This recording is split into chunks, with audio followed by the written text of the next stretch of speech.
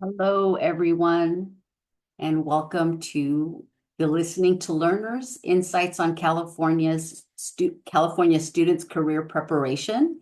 So if you have logged on to this webinar, then you are in the right place. My name is Elizabeth Gonzalez, and I am the Chief Program and Strategy Officer at the College Futures Foundation.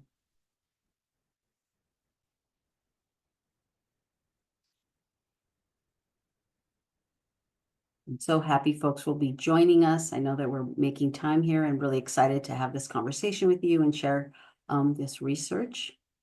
But when we're ready, we can move on.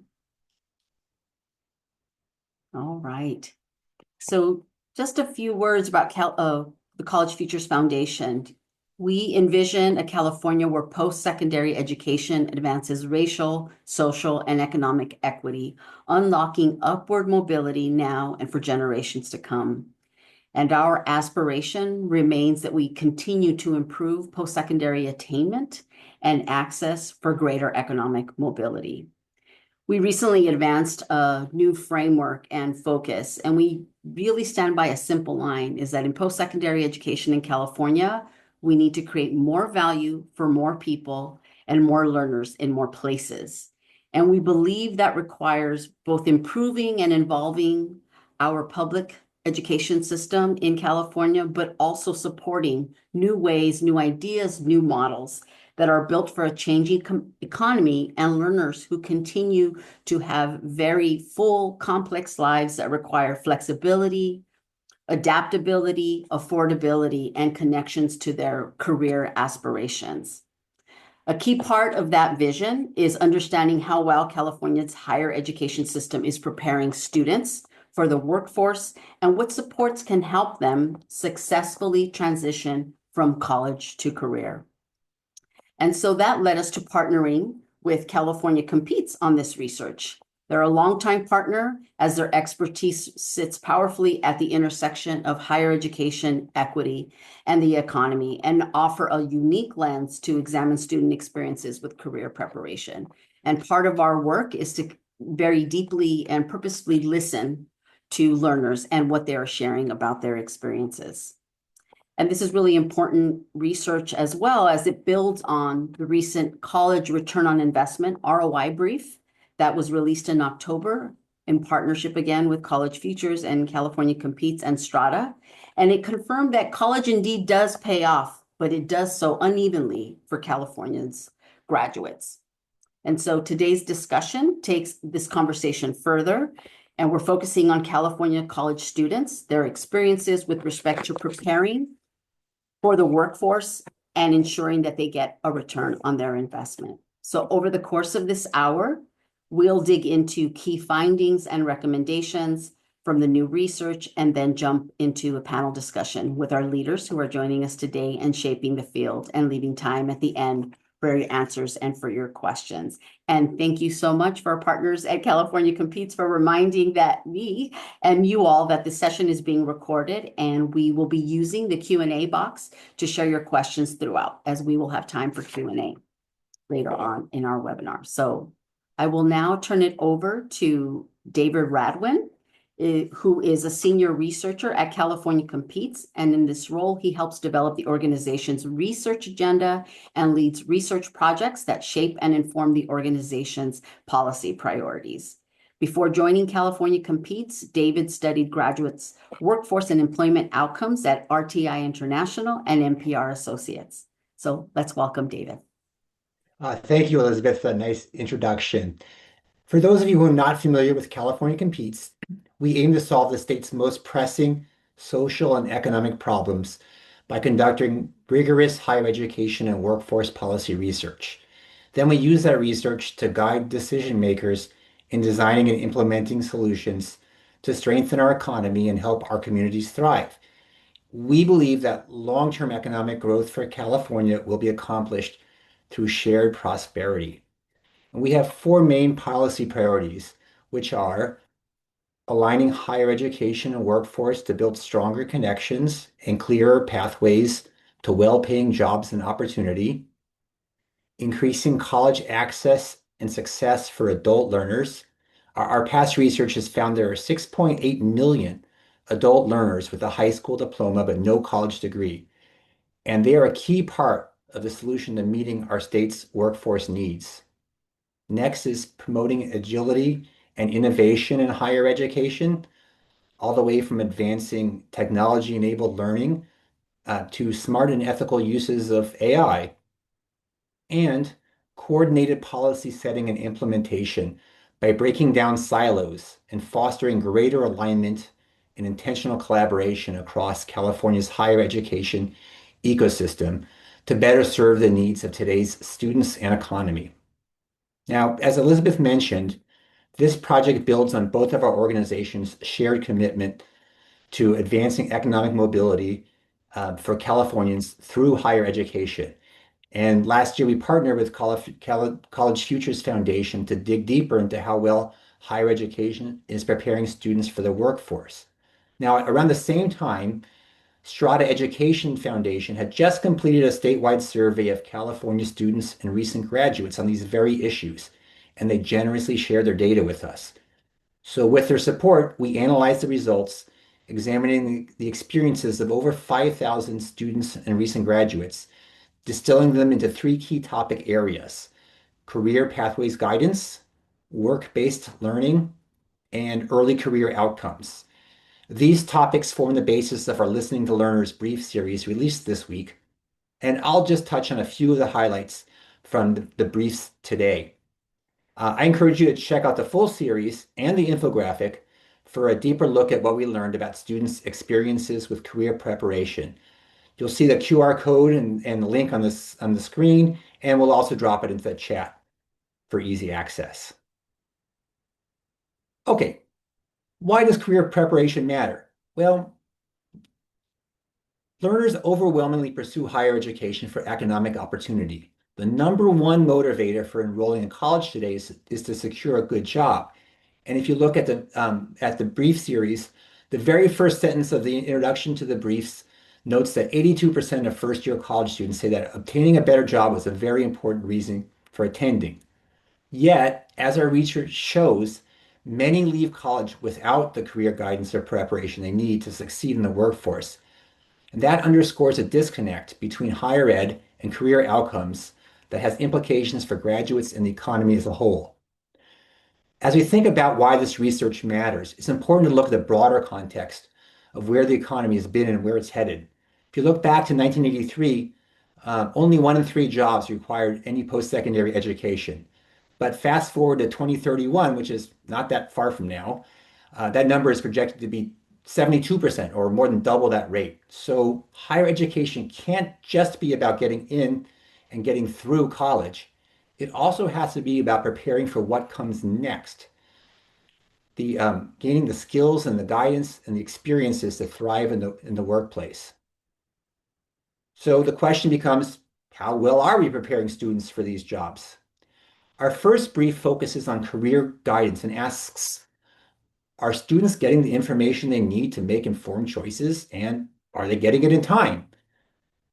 It turns out most students receive some career guidance, but it often comes after their first year when they have already made key decisions and possibly missed some opportunities.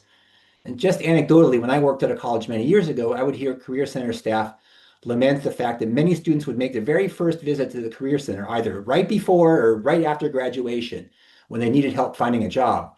The staff would say, sure, we'd love to help you look at job postings and we can help you improve your resume, but it's too late to help you look at a range of career options and to choose a major or a minor that would lead to that career, to participate in college-sponsored work-based learning activities, or take part in a bunch of other activities and services that would make you employable. So the best guidance is early guidance.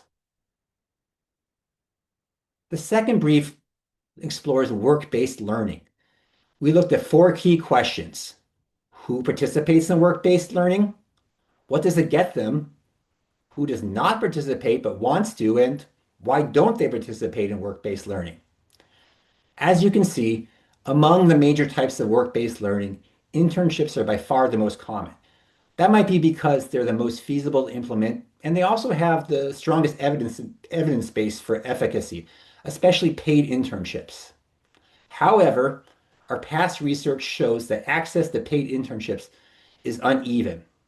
As you can see, overall, 42% of near graduates, this is students who will graduate by the end of their next year, over 42% in the sample completed one of these types of work-based learning.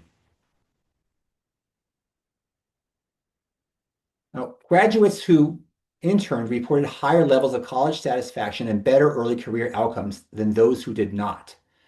Most of them reported that college opened up career opportunities, positively impacted their career success, and was worth the cost.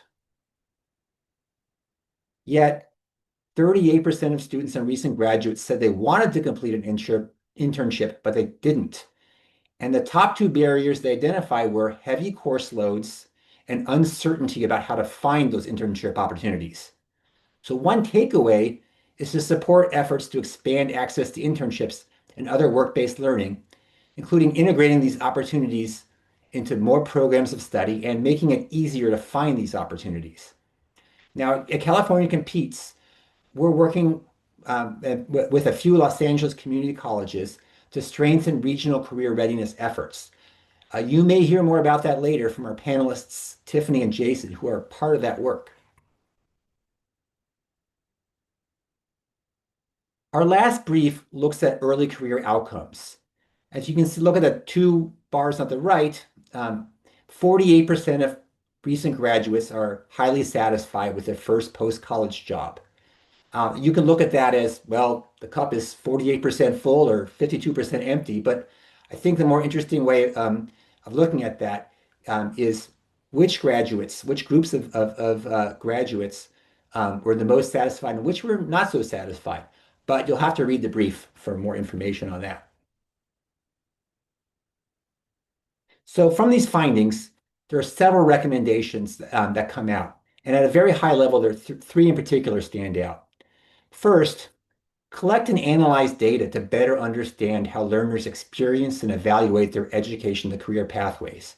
So for example, right now, despite work-based learning being a priority across higher education in California, we lack statewide data on who participates. The data we have here that I just presented to you was privately collected survey data. Second, strengthen alignment between educational programs and workforce needs to boost satisfaction and outcomes. We saw from the research that students need timely, equitable, and actionable career guidance. So colleges can invest in efforts to expand access to paid, high-quality, work-based learning. These activities not only deepen learning in the students' majors, but it also helps them transition to their lives after they leave colleges. And policymakers and institutions should align programs, incentives, and data systems to track progress and ensure that higher education leads to opportunity. And finally, elevate promising practices from colleges excelling in career preparation as models for others to follow. Not every idea will succeed in every context, but going back to the first recommendation, we can measure and evaluate to see what works. These steps can help California deliver on its promise of higher education as a pathway to economic mobility for all learners. To learn more, I encourage you to check out the briefs. You can follow the QR code or the link on the screen, which will also drop in the chat. And we'll send the link in a follow-up email to everyone here, along with some other related resources from today's discussion. As we move to the panel discussion, please keep adding your questions to the Q&A function at the bottom of your Zoom screen. And if you'd like to connect directly with me, my contact information is also listed here. Now I'll turn it back over to Elizabeth to introduce our panel. Thank you, David, and always such thoughtful research that really paints a really powerful picture about what learners are experiencing, and also just a reminder to us that, college and career it's not college or career in our lives. There's working and learning that's happening constantly. And so as we look at this data, it's thinking about the ways in which we have to continue to think about how do we integrate those experiences, particularly because that's why learners say they attend college. So thank you so much, David and California competes for this important research. So now I'm excited the other fun part of our webinar is introducing a panel of leaders who are both practitioners and also students. And so I'll start off by introducing Jason Barquero, who is the Dean of Workforce Readiness and Student Life at El Camino College. He brings 20 years of higher education experience, including 16 years in career and workforce development. Jason has led career development, employer engagement, and workforce development operations at various colleges and universities in Southern California. He has proudly earned his Associates of Arts degree at Cerritos College, a BA in Speech Communication from Cal State Fresno, an MA in Kinesiology from Cal State Long Beach, and is currently earning his EDD in Higher Education Administration at Northeastern University. Welcome, Jason, and thanks for joining the panel. We are also joined by Kurt Madden, who is the CEO of Career Nexus, a nonprofit organization he founded to empower low-income young adults by connecting them to career opportunities through paid internships.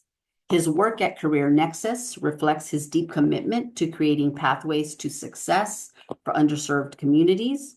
Before establishing Career Nexus, Kurt served as the Chief Technology Officer for Fresno Unified School District for 15 years, where he helped to modernize the district's technology infrastructure and improve educational outcomes through innovative digital solutions. Thank you for joining us, Kurt. We are also joined by Tiffany Miller, who is the Dean of Academic Affairs, Apprenticeship, and Workforce Development at West Los Angeles College. Feeling a strong Southern California vibe here on this panel. She has worked at community college workforce development programs for the past 10 years, most recently as the Director of Career Pathways at El Camino College. Before working for the California Community College System, Tiffany spent 15 years working in community-based organizations and nonprofit organizations supporting workforce development programs and community programs. Welcome, Tiffany. And rounding out this wonderful panel is Casshajnea Pierce, who is a first-generation college student attending Cal State University, Los Angeles, where she is pursuing a Bachelor of Arts in Psychology. She is also an alumnus of West LA College, where she began her academic journey and where she continues to work as a career success coach. Look at you continuing to live that Casshajnea, who is also passionate about education, empowerment, and supporting community college students as they navigate their career paths and prepare for future opportunities. So this should be a good conversation. So I'm just going to kick us off by asking each one of you this question, and we'll start off with you, Jason. The research revealed that while most students enroll in college to improve their career prospects, economic well-being, many still face barriers in receiving timely career guidance or the kind of work-based experience that they need to reach those goals. And so from your vantage point, what stands out as the most urgent opportunity or barrier to helping students connect their education to meaningful careers? First of all, thank you, Elizabeth, and thank you everyone for having me. If you would have asked me that question 2 weeks ago, I probably would have had a very different, I'll still give you the same answer I would have given you, and that's access to paid internships and paid work-based learning experiences.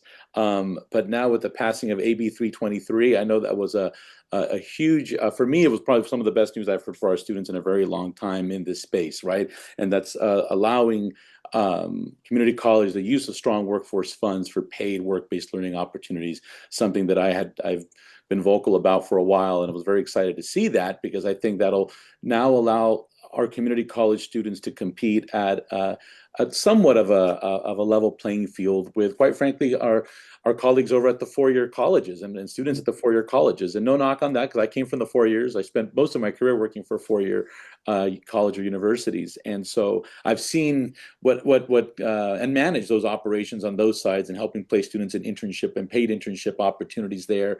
And the types of organizations and companies and Fortune 500, 100 organizations that will invest right on that end and allow students that opportunity to explore. And that's something that I've been very passionate about, that I want for our community college students, especially. Work-based learning is part of that career exploration, right? You get to test drive something as you decide whether that is something that you really want to do. And I think with something like this now, I think that's exciting. I think it gives them an opportunity. It was one of the major barriers is funding, so that they don't have to go out and find unpaid opportunities. And now they get paid for their work. And I think this would allow us to now attract larger companies, more attractive companies and businesses, both profit and nonprofit, where our students want to be at, and compete on a level playing field, I think. So I can go on and on about that, but that's what I would have said 2 weeks ago is the biggest barrier. And I'm really excited that our state is moving forward to really advance our students' career possibilities. No, that's fantastic. And thank you, Charlie of California Competes. We've added a link to AB 323. Kurt, same question. What are the barriers or opportunities to helping students? Well, for a dyed-in-the-wool paid internship person, I was just gonna I want to say what Jason said. That's a great answer. I do think, studies have shown us that unpaid or volunteer internships don't really help the employer or the intern, and it makes it so the only people that do internships are people who can afford to do that, and so it also is kind of an issue of equity across the board. So we've got more to talk about. I'm just gonna what Jason said was great, and I believe that paid internships, because that's the definer there, are a key to helping our students see it. And just yesterday, I was at a thing where a student said, the internship helped me go from theory to experience, right? And that, you get all this stuff in college and you're sitting in the classroom. Once you're actually in the work environment, it makes a big difference. Tiffany, same question to you.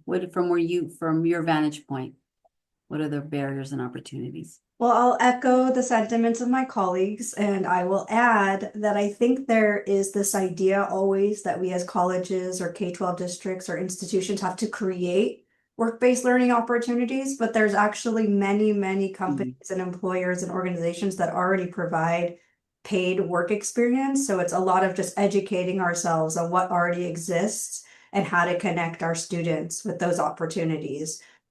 There's just so many out there in so many different sectors. So it's really about understanding the requirements and helping our institution partners with these paid work-based learning organizations that already exist.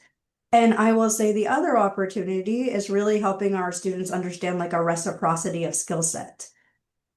All students that come to college do want to work one day, even the English majors, communications, philosophy. And so it's about helping everyone understand everyone's preparing for some job.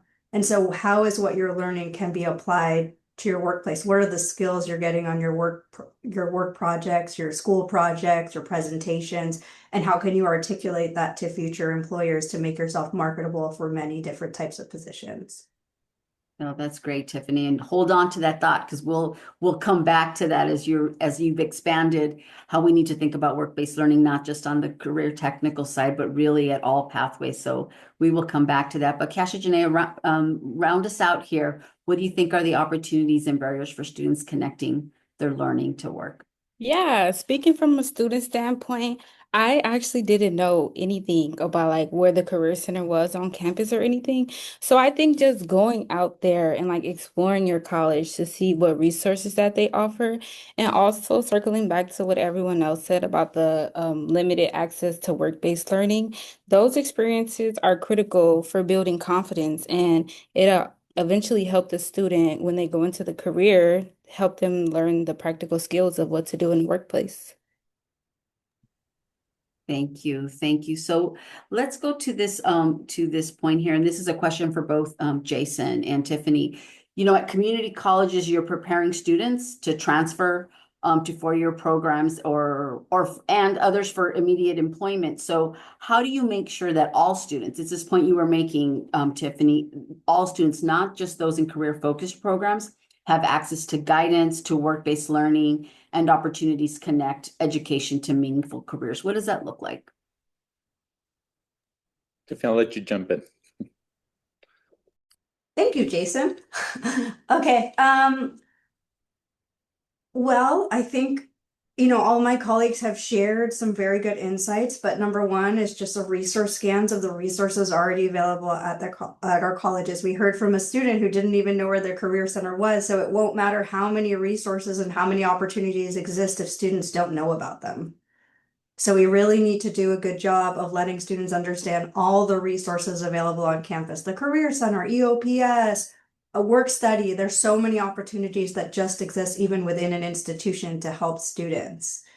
The other part of the questions, how we can connect education to meaningful careers, is, well, professional development for our faculty and staff. What is work-based learning? How can all staff and all instructors, no matter who you are on campus or what students you're talking to, educate them on how you can let students know about the Career Center or apply what you're learning in class and give a real-world example of how it can be applied.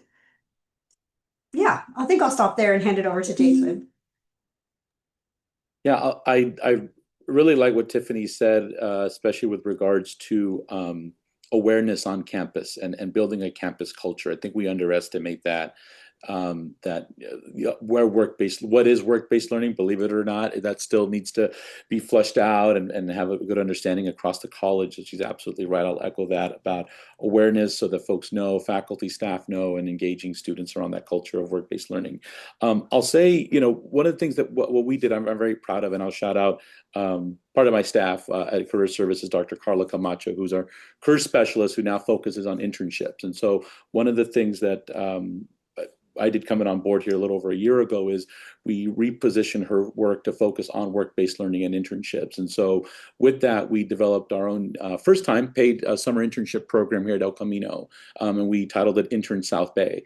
And it was a partnership with the South Bay Workforce Investment Board, who helped us subsidize this paid internship program. We wanted to make sure that it was really what you would see at any four-year into the college. It was an 8-week full cohorted intern program where we brought 17 students through this program, where Career Services provided them professional development, mentorship, and different touch points. They spent 20 hours a week over 8 weeks at different sites that we recruited, some that we had partnerships with, but some that may not have partnered with us if we didn't have the opportunity to subsidize those internships for those businesses, right? So it allows us to go out and talk to mid-sized businesses around the South Bay community.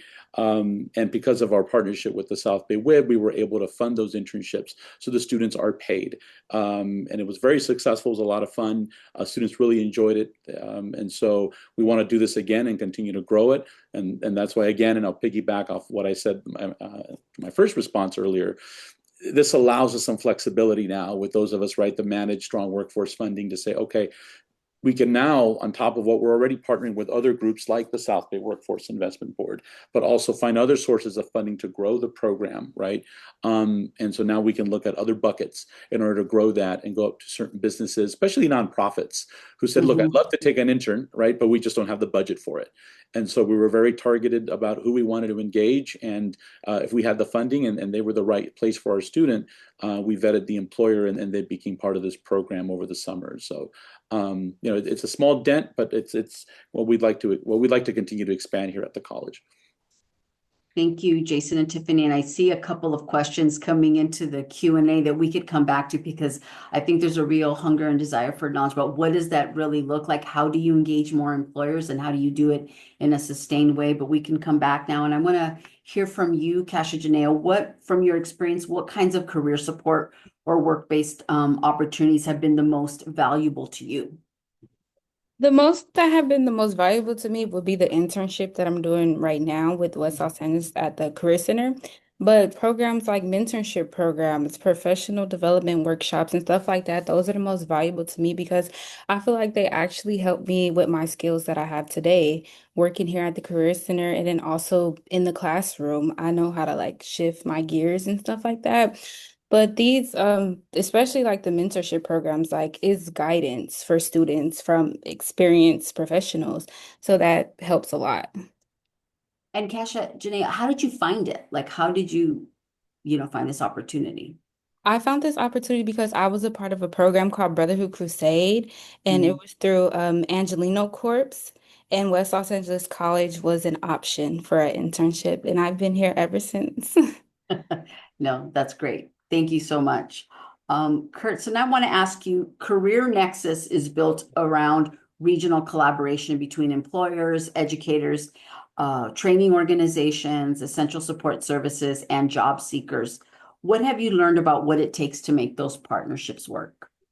That's a great question. And what comes to mind is that we really focus on relationships that are win-win type relationships.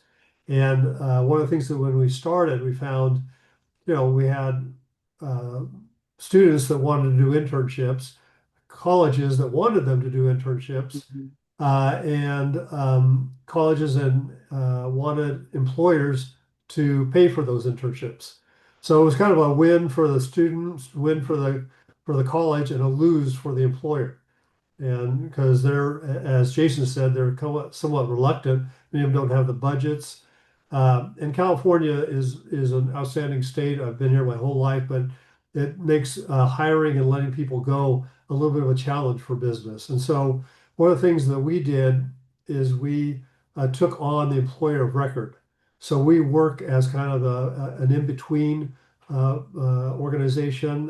They clock in and clock out on an app that we have on a phone, and we pay the intern. They work at wherever the place is, and by doing that, it's a 200-hour internship, so they can sign credits if they need to. But it's those 200 hours don't cost the employer anything. But when they find out that they've got somebody who shows up every day, who shows up on time, ready to go to work, gets along with others, is learning. That bar sounds pretty low, but there's much lower bar that employers are facing today. Their hardest time is getting somebody to show up. So by doing that, an employer looks at one of the students comes in, and by the end of it, half of our folks end up getting hired. So it's a great experience for the intern. It's a great experience for the employer because they get to kind of check out somebody who potentially could be working for them, whether it's now or whether it's after they graduate. We see that going on. And even our interns that are not in college, when they go and finish an internship, most of them that don't get a job go to school or go back to school because they saw something in that internship and they said, I want to work in that spot. And I know that I need to get a degree in order to do that. So for us, by becoming the employer of record, it became a win-win-win type situation. And we went from having maybe 4 or 5 employers, 10 employers, to now we have well over 100 employers. This year we'll do close to 600 paid internships. So once we made that decision a couple of years ago, that really allowed that collaboration that you just mentioned to take off. There's a question in the Q&A that I think is one that we can add here, which is, can colleges work or partner with you? Yes, we work with all of our local colleges, community college and four-year colleges, and we had City College and Fresno State had a grant together with cybersecurity. And so we took those students. I was a little bit concerned that we would find employers that would want to take somebody in, but we found a bunch of folks opening the doors, and we placed already 23 IT interns in the last few weeks through that process. So yeah, we're working very closely with our colleges. Let's stay with that thread, and I wanted to come back to Jason and Tiffany because I'm seeing the chat, but also in this conversation, both of you bring up just you have practitioners on the phones, like, how do you actually do this? How do we think about this in sustainable ways? And you both have begun to speak to. So I wanted to ask you, what innovations have emerged at your colleges to better integrate career exploration into the student journey from the first year or through completion? What are you doing differently? Offer folks a kind of view into that. What are the things that you needed to do in order to get some of the success that you're having right now? Jason or Tiffany, either one of you take that one. Yeah. I'll start. Yeah, I think part of it, I answered it a little bit with the program that we started here, right? That was very intentional for our students. I think to answer the part of your question of what we're doing, and I think some of the data showed that, I think we're all guilty of that a little bit, that we can all do a little bit of a better job of ensuring that more of our first year students, right, our new to college students are immediately engaging with career exploration, meeting with our work-based learning folks, meeting with our career counselors as part of that exploration as they're figuring out their major in careers, right? So I would be lying if I said that we do a perfect job of it. I think we could all do better, but that's a discussion that we continue to have. And that's actually been one of the charges from our vice president, our colleges, our college, is that let's take a look at new student orientation and what we can do different there to begin to really think at the very beginning, how are we messaging career development, work-based learning, the opportunities that we have. One of the things that I guess I could mention that is innovative, a little bit different, something that we've done a little bit different, start of summer of 2024, the Office of Apprenticeships now lives with Career Services as well under a different division. And so there's that move at El Camino was a little bit more strategic. And so, and that was so that employer engagement, career development, work-based learning, internships is all working a little bit more aligned. And so what it does is centralizes employer relations activities. And so that happens under my division. And so CTE activity and what we know traditionally as CTE and that type of work still happens on the academic side, but apprenticeship actually lives with us under student services, which you don't hear very often, or if at all. I get funny looks when I bring that up, right? And so, but that's because we're taking a very different look and very different approach. And so we've done some reorganization of those offices of career, even student life in one area. That way we integrate that. And so that's what we're doing a little bit different here. Student life office, for instance, here, career services, and the Office of Apprenticeship is now under one division.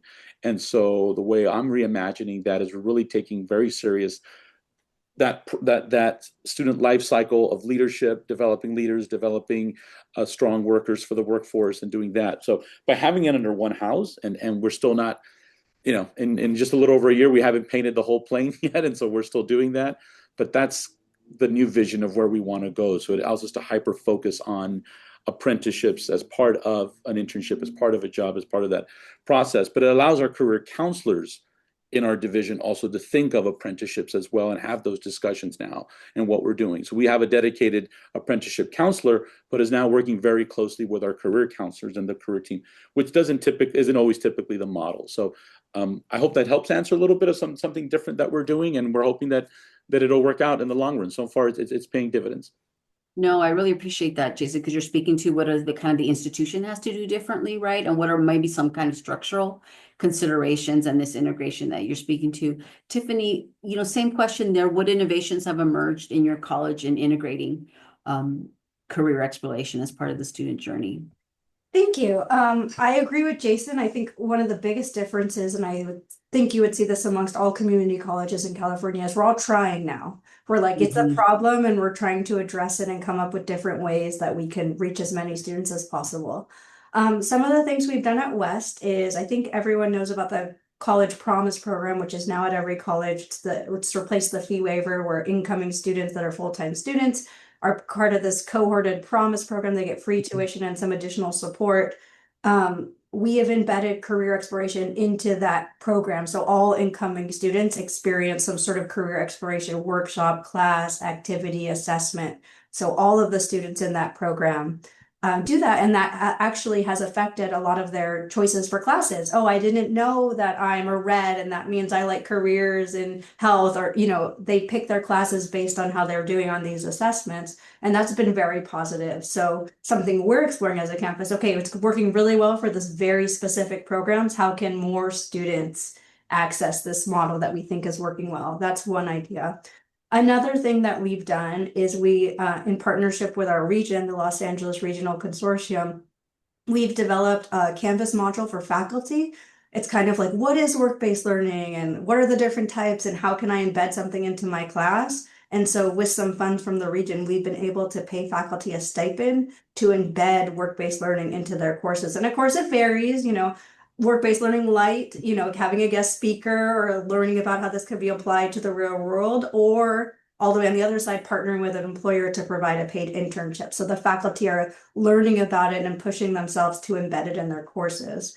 Another thing that we're doing, also in partnership with the region, is tagging classes now that have work-based learning. And there's different levels of tagging. A, which is internship, B, which is like guest speaker resume, or C, just like real world application. So we can track how many courses on our campus have work-based learning, how many students are participating in the different types of work-based learning. So we can have a scan based on our student body, how many students are participating in these different types of work-based learning.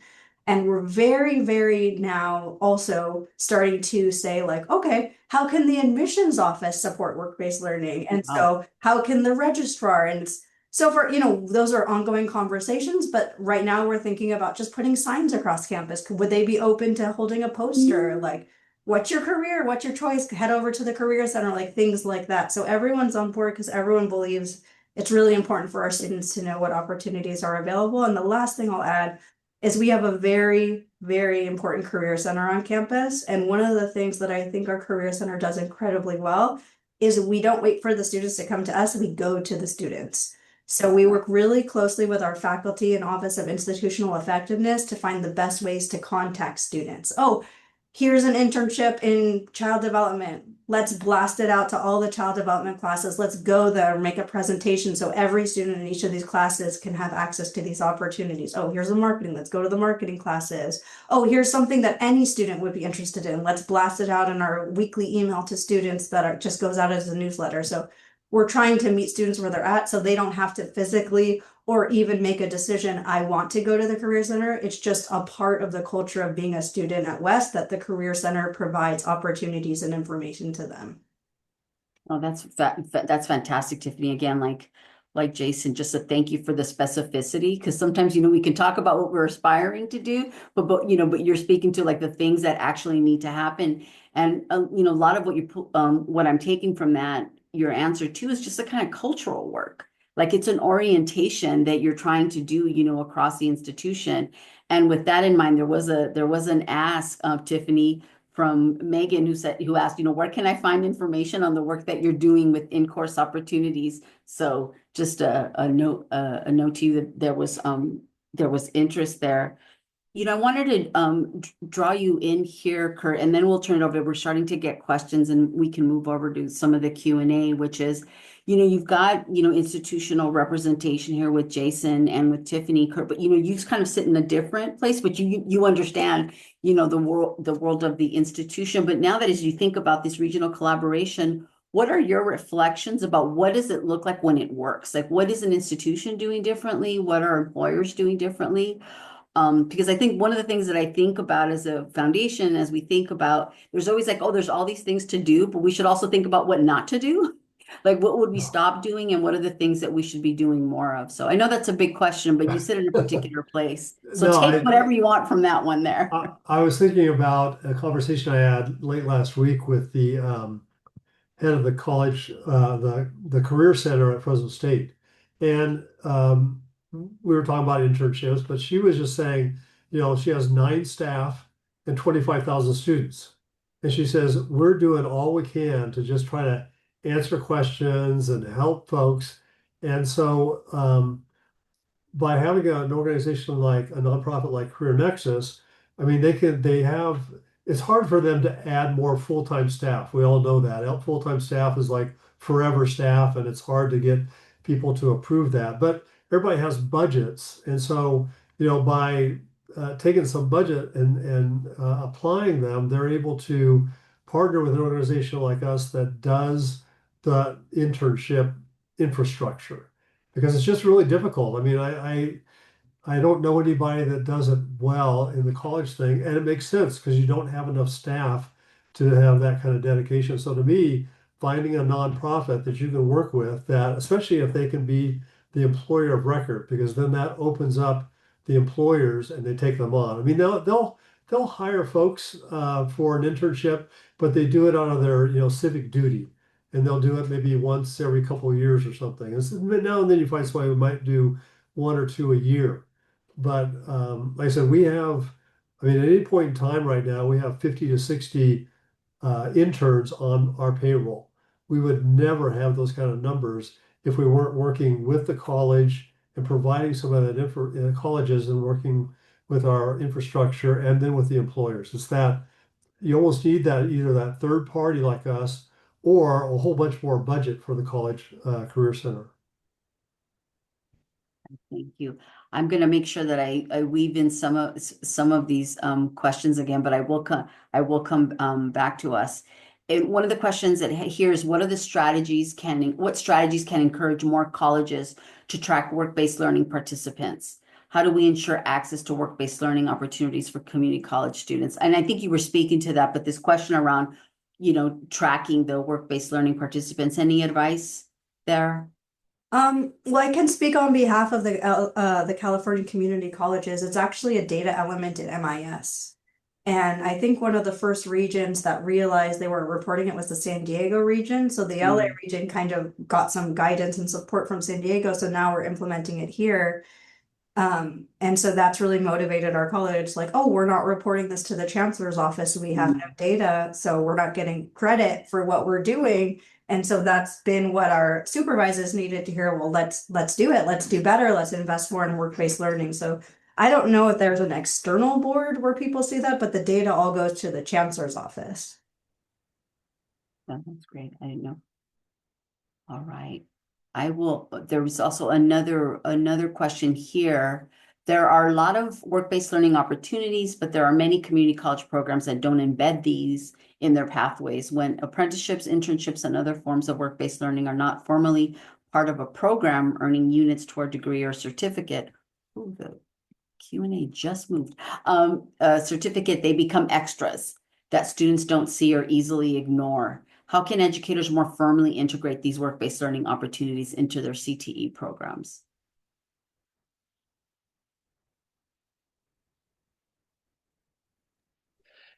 Yeah, I don't know if I have the right answer for it. That's a great question, though, right? Because in a perfect world, they would be embedded in the program, right? Because they do become extracurricular activities. Hence why we need them to be paid, so that because students will take on part-time jobs and while they're here and those kinds of things. And then we do know that when these programs do embed work-based learning and it's a requirement, whether you're in a paralegal program or something of that sort, then it just pays dividends for a student down the road. I think it's really going to be a combination of, let me rephrase that. It's going to be a really strong partnership between your academic affairs folks, right? Your faculty, and really seeing the value in some of the more non-traditional programs that may not embed typically a work-based learning experience or an internship experience in it. A conversation between and your folks in career services or in your workforce department, whoever's managing internship placement, so that they understand the value. It's tough, right? It's not as easy to just tell a program you need to embed an internship program within it, because that changes things. But I get it, right? We do want students to earn units. We do want them to earn credit. I will say one thing. I think it starts also with looking at your existing co-op classes and your experiential learning classes at your campus. That's one thing we're looking at. And we did a review recently, just really high level review. And we found that, oh gosh, most of our programs don't have a cooperative learning class. And so we run into that where a student will go out and actually find their own internship, will then come to us and say like, well, hey, it's unpaid. I get it, right? Not something that maybe we want, but it's an ideal internship for them. They're really excited about it. It's unpaid. So now they have to enroll in a course. If not, they can't legally intern or at least get some kind of credit. And so you're now left scrambling, having to find a course or a professor or some kind of independent study to put this student in. That's not the way it should be, right? That's not the way it should run. But I know that we're not unique, and that's happened at other colleges as well. So I think finding that solution, looking at what exists at your college and what process there is first, and then having that co-op course embedded within your program is then I think maybe the second conversation that needs to happen. But I would first ask myself, if a student in my academic program at my college had an internship ready, do I have a course, have a place for them where they can meaningfully go through something and receive credit for it? Thank you. Go ahead, Tiffany, please. Yeah, we do something really similar. We have a work experience program. And so we also have what we call general work experience. So it's like not specific to a major or a course of study. It's specific to who wants some work experience. And we have various partnerships that go into that program. We have a climate center on our campus. So we have an internship program called Every Career is a Climate Career, where any organization can come up.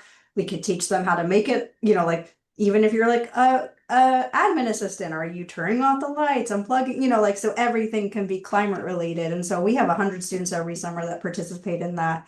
And then we have an online job board like many colleges have, and it's free for employers to sign up. And then we're able to reach out to them like, hey, you said you were looking to hire someone. What about any of these other opportunities, like taking a paid intern, having someone come for college credit, a guest speaker, an advisory board, so that we could engage employers as much as we can with our campus. And then, like Jason said, we've been encouraging all the different academic disciplines to adopt discipline specific work experience so that every discipline on campus can have a work experience course where they can develop partnerships and students can enroll and participate in work-based learning, like going somewhere and interning. So that's a slow process because it goes through our curriculum process, but many faculty are very, very interested. So once we provide the faculty with the support that they need, we're finding that they're moving forward. There's an appetite for it. It's just, can you help us with the process? And that's where the work experience office comes in to provide support. I love that. I'll just interrupt, just saying, I think Please. that is some of the key that we're looking for is the colleges embracing that kind of thinking and realizing that getting students into the workplace so they see what it's like. Once again, moving from that kind of theory into actual practice. So I love what Jason and Tiffany are saying. I think that's a key component, and the hard part is going to be working through the bureaucracy of a college and university to accomplish that. But the first thing is moving to a statement where this is important, and so I love hearing that. I think just continuing along this, kind of practice and what we need to do differently. One of the other questions related to that question is how do we help, the colleges with employer engagement? I mean, I feel like that's a consistent theme, but what are some guidance that you offer for colleges who continue to want to be better at that around employer engagement? Yeah, I think Jason mentioning the AB 323, which allows the strong workforce funds for community colleges, doesn't really help out the four-year colleges as much. But helping the employer cover the costs of that internship is huge. And by having AB 323 and being able to do that. Now, the problem is that does the college or university want to hire those students as the employer of record and then let them go? And so once again, for some amount of time, probably having an intermediary like Nexus around, but eventually that infrastructure will be built in as this expands, and it'll be between the university and the employers. You just have to build that infrastructure. But I would say the best thing, what opened our doors, is by us becoming the employer of record and taking that burden of hiring and letting go that student. That was critical to us getting more employers. And I think we started to you started to address this too, Kurt, in the other question I had, but it did come up also as a question was what is the role of regional intermediaries across the cradle to career pipeline in advancing student career preparation? That's a big question. There's not one kind of intermediary, Sure. right? And that's part of the deal. Whether I taught at Fresno State for 25 years. I was at Fresno Unified. These are large organizations, and they have lots of resources, but a lot of times kind of breaking out and trying something experimental is very difficult. And so utilizing intermediaries like Career Nexus, and there's a bunch of us out there to help provide that little kind of gap, cross that bridge into these different areas, to me is very helpful. Like I said, now, whether 10 years from now they'll build that infrastructure, they won't need Career Nexus. That's great because our mission will be accomplished. But I think right now, as we're starting to see the importance of internships, work-based learning, utilizing a intermediary, a regional one, local one, I think will help things move. What would take 3 years to accomplish might be able to take 3 to 6 months. Yeah. Thank you. And I know we're reaching time here, and there's some really good questions that I hope our partners at California Competes we can keep, because there's a really provocative question around this idea of skills forward learning, and given the way our world is changing, what are those durable skills that we say our students need to have? So I hope, and I think there's a couple of us that would love to have that conversation, but I did want to thank everyone who was, active in the Q&A, and hopefully we can, after this webinar, get back to those questions we didn't get to answer. But I wanted to come back to Casshajnea because of, what you represented, sort of being at this moment in your life. And I wanted to ask that question is, you have policymakers, you have institutional leaders here, but what do you want us to think about in terms of what students need most to prepare them from that transition from college to career? What are the things that you want to make sure that we hear? Just to start off, I would just say like integrating like career readiness into like the courses, because I know a lot of things has happened at Cal State LA that we're experiencing within the psychology department. We no longer have to do an internship anymore because it's not in the budget. So maybe funding like that can help students gain work experience before they graduate so that they are presented an opportunity. Another thing could be is like just learning things digitally. Employers will want you to come into the workplace and you like not know what to do, but like they're expecting you to have some digital technical things and stuff like that should be implemented. All right.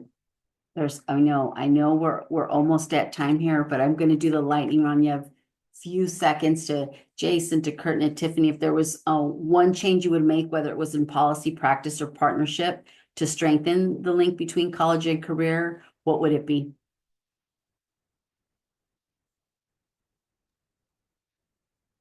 Well, I'll cause some trouble just by suggesting that the appropriate use of AI for career exploration, I think, can really help students. I think of my friend having 9 staff trying to address career exploration with 25,000 students, and I just think a great place to start that the students are already using AI, in some cases not appropriately. But if they were to start saying, here's where I am, this is the college I'm going to, here's the place I live, and start doing some career exploration, I think that they'll broaden their horizons, and they'll begin to think of different ideas, different careers, different things that maybe they hadn't thought of. That then when they sit down with a career counselor, it'll be much more productive. I'll just add, my sister says something to me, it's go where it's warm. Just go wherever you get a yes, just whoever wants to work with you. If these faculty aren't interested, that's okay. And I just like go with the flow, and just whoever's interested in doing this, like find a way to work with them. That go where it's warm. Jason? I'll add, and you can have a whole nother discussion about this, but I'll pose it as a question. Are you thinking of your online learners? And that is something that is very unique to community colleges. Even after COVID, we have a much higher rate of students that have decided to stay online or are still online, taking at least half of their coursework online, right? All we have to do is look at our parking lots and that'll tell you. So it's a very different phenomenon than at our 4-year college or universities. And so I hope that all of us are thinking about our online learners and how to keep them engaged and make sure that they're career ready, and that they're engaging, and that we're coming up with ways to engage them in work-based learning in person and also virtually as well, because that is where we're going. And so that's what I'll pose to the group. Oh, thank you. And thanks to everyone for attending. Thanks to our wonderful panelists for sharing their perspectives, their voices, and how they're, how to think about this connection between education and work. And thanks to everyone who attended. I know that we will be in the chat, we will be sharing links to the briefs again, and also sharing our panelists' contact information, because there were a lot of good ideas and questions posed and potential solutions. So please look at the chat, where you can contact our panelists. And also, just one last word, an upcoming event for California Competes on December 3rd. There's a webinar on community-centered approaches to designing responsive educational pathways. So that's a December 3rd webinar. And thanks to everyone here. And I hope you have a wonderful day and a great Thanksgiving next week. Thank you, everyone.